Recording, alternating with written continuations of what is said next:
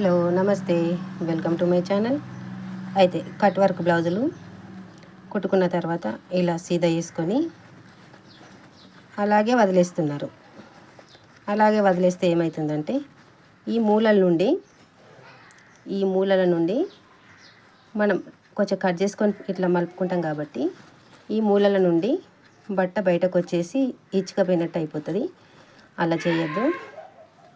ఇట్లా సీదా చేసుకున్న తర్వాత ఏం చేయాలి, ఇలా ఈ విధంగా ఈ షేపులో మాత్రం ఇట్లా కుట్టేయాలండి. చిన్నగా వేసుకుంటే అది స్టిఫ్గా అవుతుంది. ఈ లోపటి బట్టము బయటకు రాకుండా ఉంటుంది.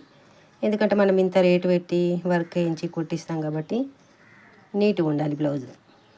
ఇలా ఒకసారి ట్రై చేయండి. మనం సీదా చేసిన తర్వాత నెమ్మదిగా, ఇది స్పీడ్గా కుడితే కాదు పని, నెమ్మదిగా ఇలా కుట్టుకోవాలి.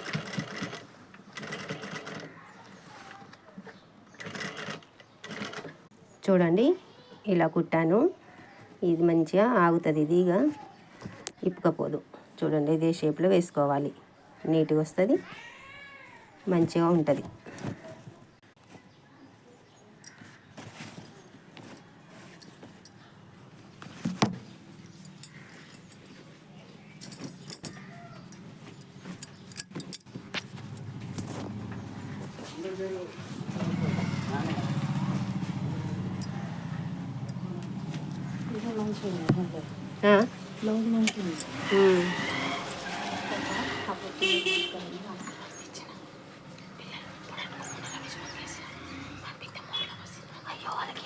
నేను అట్లా చూసిన కాబట్టి వాళ్ళకి ఏం పెడతలేను. అనుమానం అంటే పుట్టడు అనుమానం ఉంది వాళ్ళకి.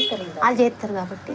మొన్న సల్బోనం అన్న వేసుకొచ్చిన మూరలు పడేసింది. అంటే నాకు తెలియకపోవు, ఇంకా నాగరాని బిడ్డ అత్తే బెల్లపన్నం తింటావా అని అర్నికి అడుగుతుంది. గట్టిగా అన్నది. అన్న వరకు నాకు బాగా పొద్దుగా లేచిన అన్నం అట్లనే ఉంది. అన్నాక ఒకసేపటికి ఇంత కొంచెం వేసినా కానీ ఇంత బాగుండే, ఏదో ఇట్లా అడ్డం పెట్టుకుంది. చాలా మూరలు పడిసిపోయాయి. మొన్న సకినాలు ఇస్తే అవి ఇసమే లేవు.